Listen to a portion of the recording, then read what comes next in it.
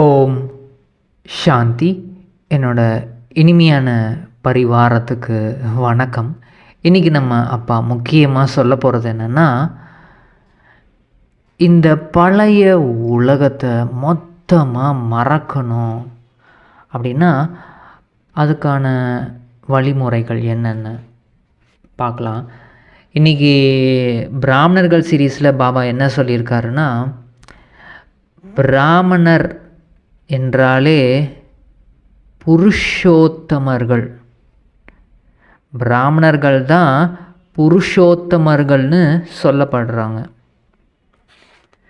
பாபா என்ன சொல்கிறாங்கன்னா, பிராமணர்கள் தான் புருஷோத்தமர்கள். புருஷோத்தம்னா என்ன? புருஷர்களையே உத்தமமானவர்கள். இந்த புருஷர்கள் இருக்காங்க இல்லையா, அவங்களையே ரொம்ப ரொம்ப உத்தமமானவர்கள். சாதாரண மனித ஆத்மாக்கள்லேயும் உத்தமமானவர்கள். புருஷ்னா என்னென்னா ஆத்மான்னு அர்த்தம். புருஷ்னா ஆத்மாவை தான் புருஷ்னு சொல்லப்படுது. சிரேஷ்ட ஆத்மா ஆகக்கூடியவர்கள் என்றால் புருஷர்களில் உத்தம புருஷர்களாக ஆகக்கூடியவர்கள். புருஷர்களே உத்தம புருஷமர்கள் ஆகக்கூடியவங்க தான் பிராமணன். தேவதைகளை கூட புருஷோத்தமர்கள் அப்படின்னு சொல்கிறோம். ஏன்னா தேவ ஆத்மாக்களாக இருக்காங்க இல்லையா, அதனால். ஆனால் நீங்கள் தேவ ஆத்மாக்களையும் விட உயர்ந்த பிராமணர்கள். இந்த நஷா உங்களுக்கு சதா இருக்கணும் அப்படின்னு பாபா சொல்கிறாங்க.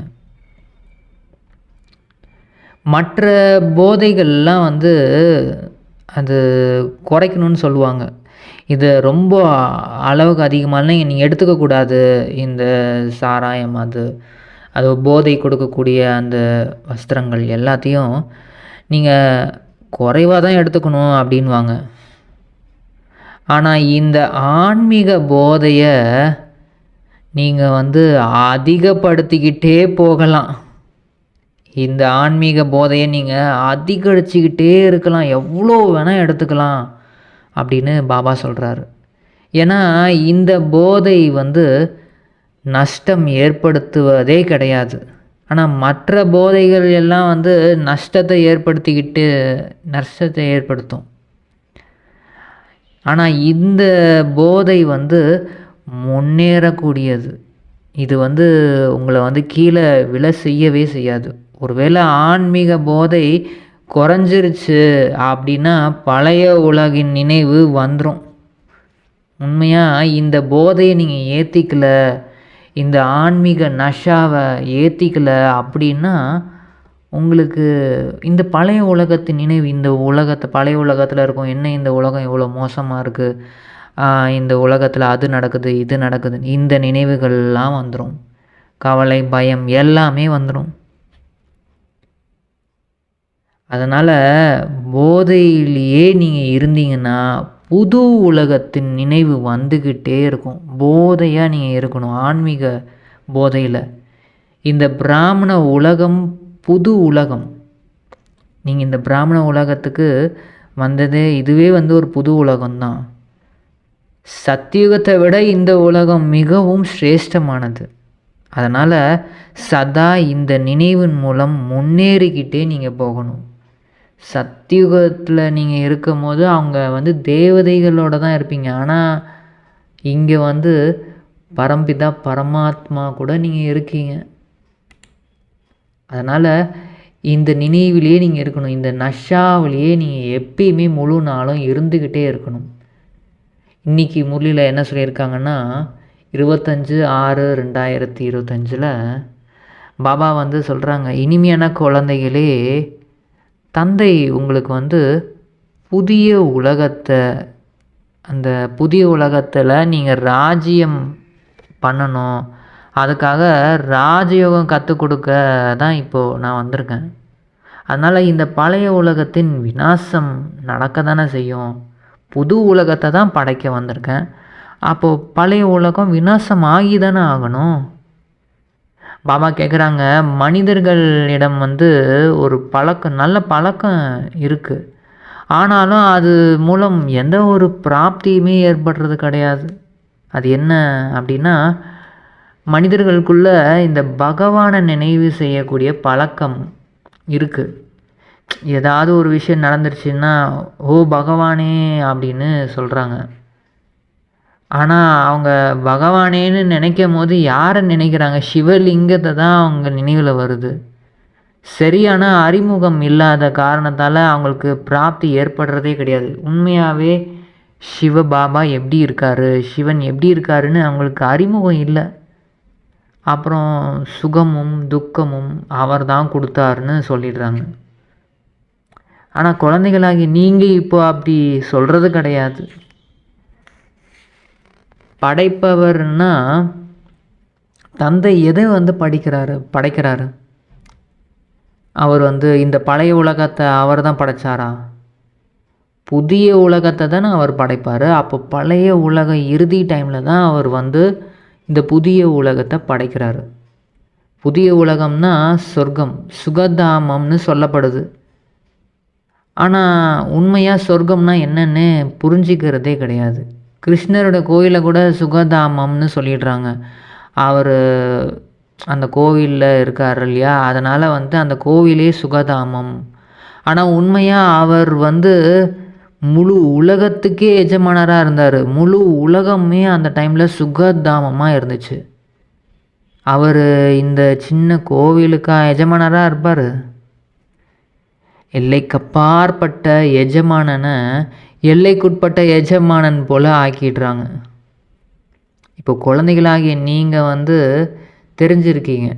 இப்போது பாரதத்தில் தான் அவரும் இருந்தார். பாரதத்தில் தான் அவர் இருந்தார். ஆனால் மறுபிறவி எடுத்து இப்போது சாதாரண ஒரு ஆத்மாவாக இருக்கார். அவர் எஜமானராக இருந்தாருன்னே யாருக்கும் தெரியல. ஆனால் உங்களுக்கு இப்போ தெரியுது. ஆனால் முன்னாடி உங்களுக்கும் அது தெரியாமல் தானே இருந்தது.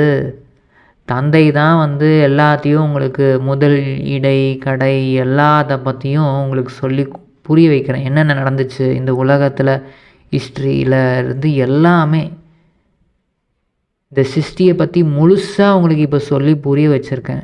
இப்போ குழந்தைகளாகிய நீங்கள் தெரிஞ்சிருக்கீங்க. இந்த பிரம்மா விஷ்ணு சங்கர் யாருன்னு கூட இந்த உலகத்தில் யாருக்குமே தெரியறதில்ல. சிவன் தான் உயர்ந்ததுலேயும் உயர்ந்தவர். சிவன் தான் நம்ம அப்பான்னு கூட தெரியல. அவர் உலகத்திலே மிக உயர்ந்தவர். நம்ம அனைவருக்கும் தந்தை, ஆத்மாக்கள் அனைவருக்கும் தந்தையாக இருக்கார். அவர் எப்படி வந்து இந்த பிரம்மாவோட உடம்பில் வந்து, பிரம்மா வந்து அங்கே மேலே உலகத்துலலாம் அவர் கிடையாது. அவர் இங்கே தானே இருக்கணும். அதாவது இங்கே தானே அவர் தேவைப்படுறாரு, பிரஜாபிதா பிரம்மா. ஸோ அந்த பிரஜாபிதா பிரம்மா மூலிமா இந்த முழு சிருஷ்டியையும் மாற்றி அமைப்பது சிவ தந்தைன்னு இப்போ நீங்கள் புரிஞ்சுக்கிட்டீங்க. உங்கள் எல்லாரையும் பாபா வந்து எவ்வளோ புத்திசாலிகளாக ஆக்கிட்டுருக்கேன். நீங்கள் முதல்ல இதெல்லாம் தெரிஞ்சுக்காம தான் இருந்தீங்க. இவருக்குள்ளே இப்போ எப்படி வந்து இந்த ஞானத்தை சொல்கிறாரு. ஏன்னா மறைமுகமாக இருக்கார் இல்லையா, யாராலையும் புரிஞ்சிக்க முடிய மாட்டேங்குது. இப்போ நீங்கள் வந்து நல்லபடியாக புரிஞ்சுக்கிட்டீங்க. பாபா வந்து ஒரு ஒளி புள்ளியாக தான் இருக்கார். நாங்களும் நம்ம ஆத்மாக்கள் எல்லாருமே வந்து ஒரு ஒளி புள்ளியாக தான் இருந்தோம், நிராகாரமாக தான் இருந்தோம் அப்படின்னு இப்போ நீங்கள் புரிஞ்சுக்கிட்டீங்க. இப்போ படிப்பு சொல்லி தர்றதுக்காக, இந்த ஞானத்தை சொல்லி கொடுக்கறதுக்காக இவர் உடம்புல வந்து பிரவேசம் பண்ணி இந்த ஞானத்தை முழுசாக நீங்கள் வந்து இப்போ தெரிஞ்சுக்கிறீங்க. அதனால் நீங்கள் பிரம்மா வாய் வழி மூலம் என்னோடய குழந்தையாக ஆகியிருக்கீங்க இந்த ஞானத்தை கேட்டு. ஆத்மாவில் தான் எல்லாமே பதிவாயிருக்கு. இந்த முதல் இடை கடை இந்த ஒரு சின்ன புள்ளியில் தான் வந்து எல்லா ஞானமும் இருக்குது.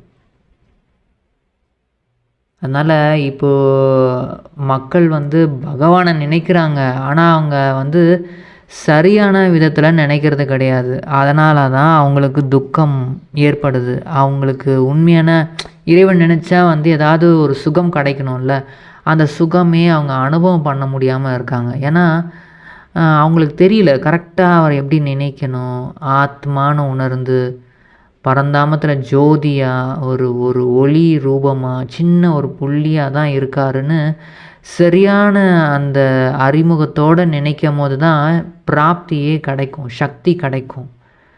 அப்புறம் அவரே வந்து துக்கத்தையே கொடுக்குறாரு. அவர் தான் இந்த பழைய உலகத்தை படைச்சிட்டாரு.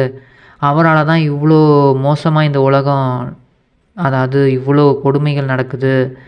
ஏன்னா துக்கம் தான் எங்களுக்கு கிடைக்குது. அப்புறம் மரணம் இதெல்லாம் வந்து எங்களால் தாங்கிக்க முடியல அப்படின்னு பகவான் இது எல்லாத்தையும் படைச்சிட்டாரு. அவர் தான் துக்கத்தை கொடுக்குறாருன்னு இந்த மாதிரி ஒரு பழக்கமாகவே ஆயிடுச்சு.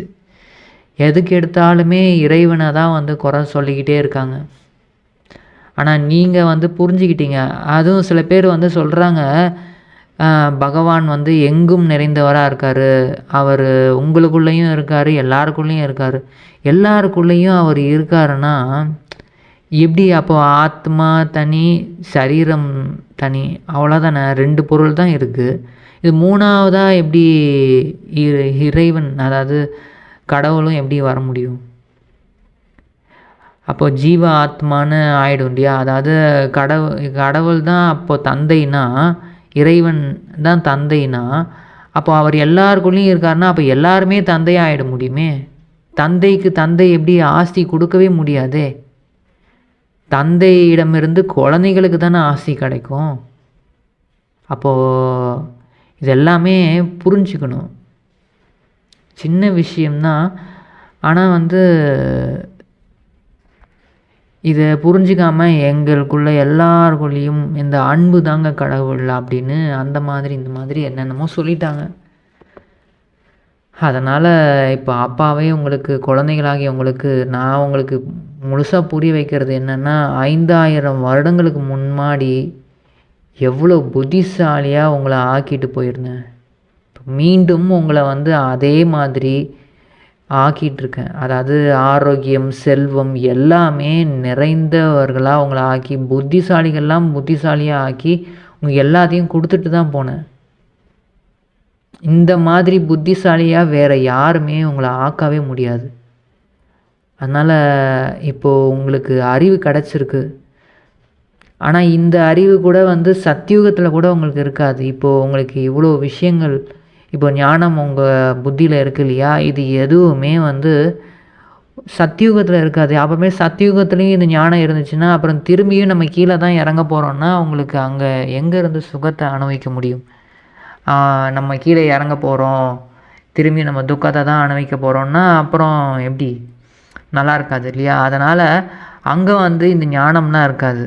அங்கே வந்து நீங்கள் சுகத்தை அனுபவம் பண்ண போகிறீங்க. அங்கே வந்து நீங்கள் யாருக்கும் நல்லது, ஏன்னா எல்லாருமே வந்து நல்லவங்களாக இருப்பாங்க, எல்லாருமே சுகமாக இருப்பாங்க. அப்போது யாருக்கும் நம்ம நல்லது, இந்த கர்மம்லாம் வந்து அங்கே அகர்மமாக தான் இருக்கும். அதாவது எந்த ஒரு பாதிப்பும் இல்லாமல் இருக்கும். அதனால் இந்த விஷயங்கள் எல்லாம் வந்து இப்போ நீங்கள் உங்கள் புத்தியில் நல்லபடியாக புரிஞ்சுக்கணும். இப்போ நம்ம வந்து இந்த பழைய உலகம் அழிய போகுது, புது உலகம் வரப்போகுதுன்னா பழைய உலகம் அழிஞ்சாதானே புதுசு வர முடியும். அப்போ எதுக்கு இந்த பழைய உலகத்தை நீங்கள் அதை பற்றி யோசிக்கணும்? இப்போது உங்களுக்கு புரிய வைக்கிறது பகவான் தானே சொல்லிகிட்ருக்காரு. இப்போது நம்ம எல்லாருமே புருஷோத்தமர்களாக ஆகிட்டுருக்கோன்னு நீங்கள் புரிஞ்சுக்கிட்டீங்க. சாந்தி தாமத்தில் வசிக்கிறவங்க நீங்கள் அப்படின்னு இப்போ தெரிஞ்சுக்கிட்டீங்க. அப்புறம் மீண்டும் வந்து புது உலகத்தில் 21 ஜென்மத்துக்கு பிறவிக்கு பலனை அனுபவிக்க போகிறோம். அப்போது உங்களுக்குள்ளுக்குள்ளே எவ்வளோ குஷி இருக்கணும். குழந்தைகளாகிய நீங்கள் வந்து குஷியிலேயே திளைத்து இருக்கணும். எல்லைக்கு அப்பாற்பட்ட பாபா வந்து இப்போ நமக்கு வந்து சிவபாபா வந்து நமக்கு படிப்பு சொல்லி கொடுத்துட்ருக்காரு. அவர் ஞானக்கடல், சிருஷ்டியின் முதல் இடைக்கடை எல்லாமே தெரிஞ்சவர். இப்படிப்பட்ட பாபா நமக்கு வந்து சொல்லி கொடுக்குறாருன்னா அப்போ குஷியில் குதூகலம் உங்களுக்கு இருக்கணும். எப்பயுமே குஷியாக இருக்கணும். சில பேர் சொல்கிறாங்க, பாபா நாங்கள் வந்து உங்களை வந்து எங்களோட வாரிசு ஆக்கிடுறோம், நீங்கள் தான் எங்களோட வாரிசு. தந்தை வந்து அப்புறம் என்ன பண்ணுவார், அப்பா வந்து குழந்தைகள் மீது பலியாகிடுவார். இப்போ குழந்தைகள் பிறகு சொல்கிறாங்க, பகவானே நீங்கள் வரும்போது நாங்கள் உங்கள் மீது பலியாவோம், அதாவது உங்களை வந்து குழந்தையாக்கிக்கிறோம். இவர் கூட வந்து தன்னோட குழந்தைகளை தான் வாரிசாக்குறாரு. அதாவது பாபா எப்படி வந்து பாபாவை வந்து எப்படி வாரிசாக்குறது, இது கூட ஒரு ஆழமான விஷயம்தான். தனது அனைத்தையும் பரிமாற்றம் செய்து கொள்ள வேண்டும். அதாவது இது வந்து புத்தியின் வேலை. உங்களோட எல்லாமே வந்து அப்படியே பாபாவுக்கு பரிமாற்றம், புத்தி மூலமாக நீங்கள் பரிமாற்றம் செய்யணும். ஆனால் இதில் வந்து என்னென்னா, ஏழைகள் வந்து உடனடியாக பரிமாற்றம் செஞ்சிடுறாங்க. ஆனால் செல்வந்தர்கள் வந்து செய்கிறது கொஞ்சம் கடினமாக இருக்குது. ஏன்னா நிறையா இருக்குது. இது எல்லாத்தையும் புத்தி மூலியமாக அவங்களால கொடுக்க முடிய மாட்டேங்குது. முழுமையான இது அதாவது உண்மையான அந்த செல்வந்தர்கள்னால் எந்துன்னு நிறைய எனக்கு இருக்குன்னா அவங்க தான் அந்த மாதிரி செல்வந்தர்கள். எதுவுமே கிடையாதுன்னு இருந்தீங்கன்னா எல்லாருமே ஏழைகள் தான். ஸோ முழுமையான முறையில் நீங்கள் ஞானம் எடுக்காத வரை அது கொஞ்சம் கடினம்தான். எல்லாத்தையுமே உங்கள் புத்தி மூலியமாக பரிமாற்றம் செய்யணும். அதாவது அந்த அளவுக்கு தைரியம் உங்களுக்கு இருக்கா? ஆனால் ஏழைகள் உடனே சொல்லிடுறாங்க, பாபா நாங்கள் உங்களை தான் நாங்கள் வாரிசாக்குவோம், நீங்கள் தான் எங்களோட வாரிசு. ஆனால் எங்ககிட்ட என்ன தான் இருக்குது?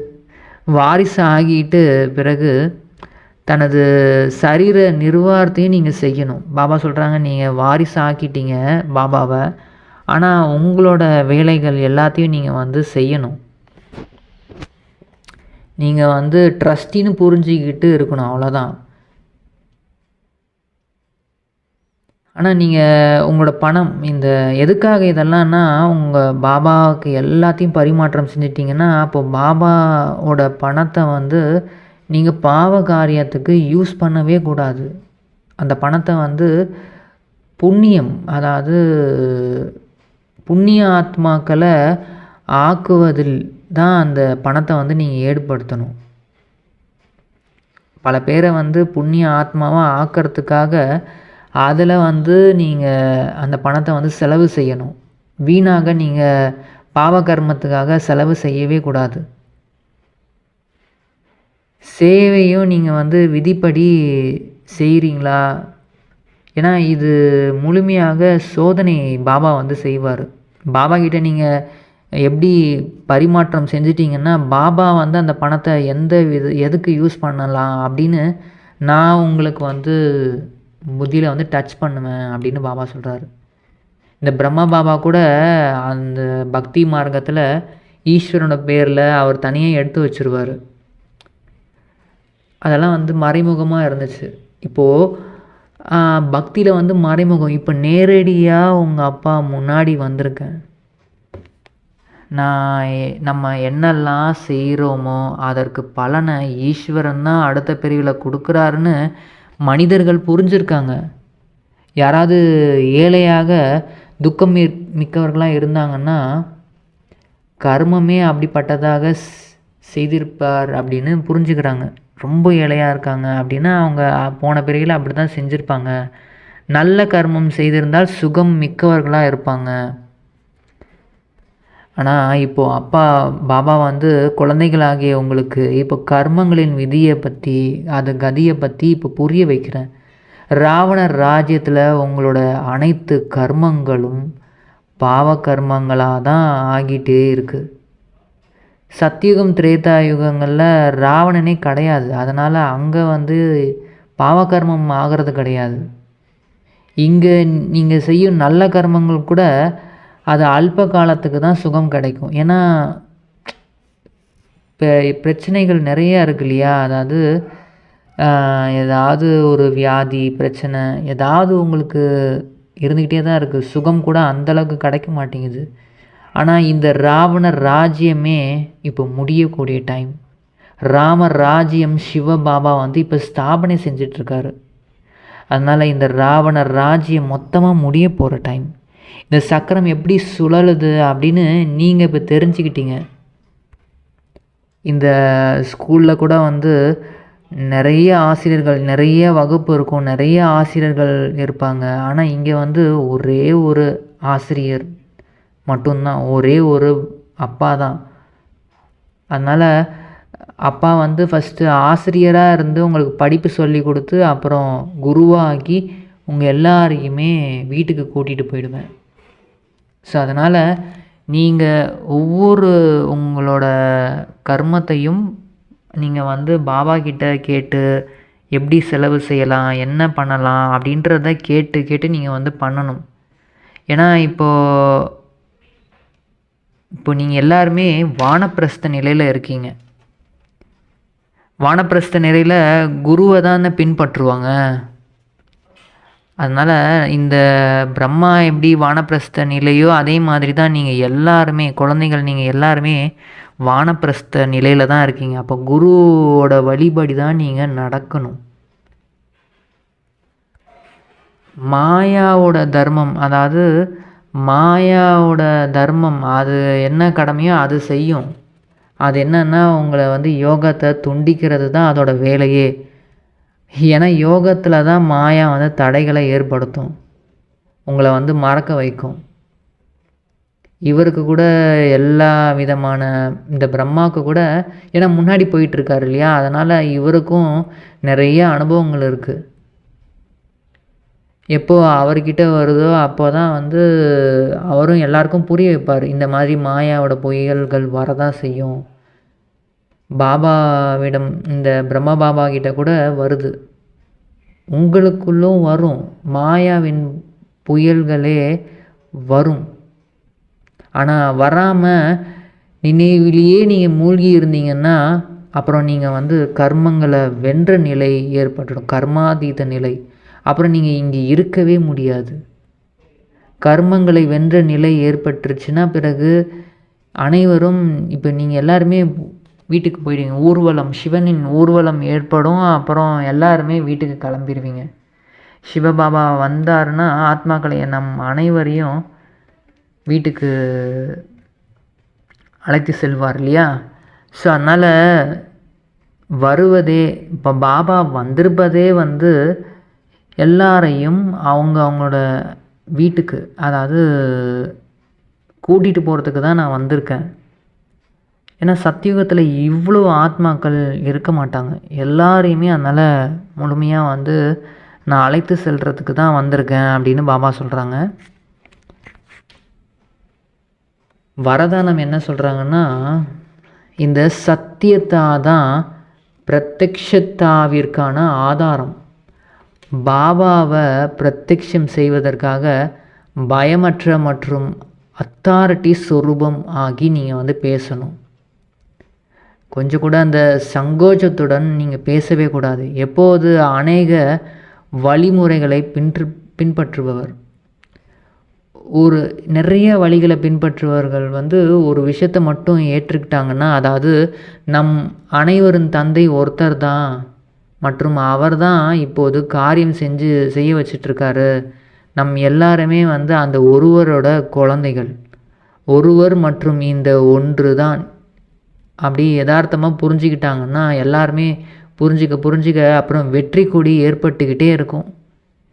இந்த சங்கல்பத்துடன் முக்தி தாமம் நீங்கள் அப்படியே செல்வீங்க. மற்றும் பிறகு அவரவர் பாட்டு நடிக்க நீங்கள் வருவீங்க கீழே. அப்போது தான் வந்து இந்த சமஸ்காரம் எமர்ஜ் ஆகும். அதனால் கடவுள் ஒருவரே, இதுதான் பொன்னுலகத்தின் ஸ்மிருதி. ஸ்லோகன் என்ன சொல்கிறாருன்னா, சகித்து கொள்வது தான் தன்னோட சக்தி சொரூபத்தை பிரத்யக்ஷம் செய்வதாகும். நீங்கள் எவ்வளோக்கு எவ்வளோ சகிச்சுக்கிறீங்களோ அப்போ தான் உங்களோட சக்தி ஸ்வரூபம் அது வந்து பிரத்யக்ஷமாக தெரியும் வெளியில்.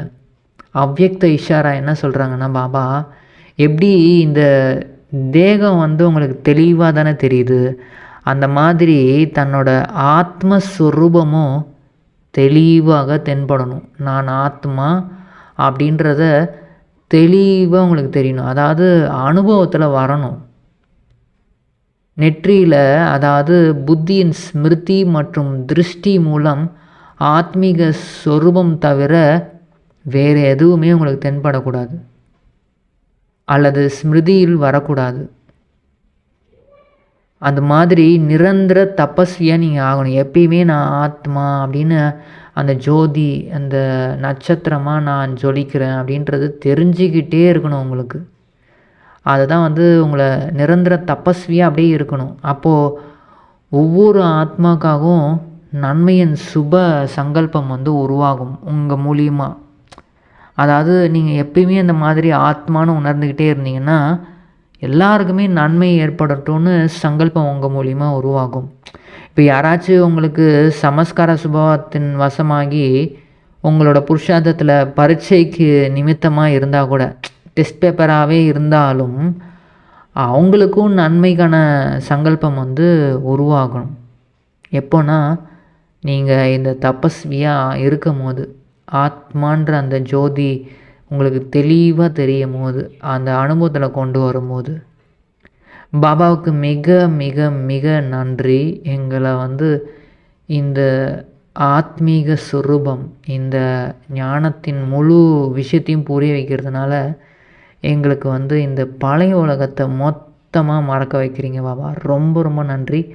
ஓம் சாந்தி.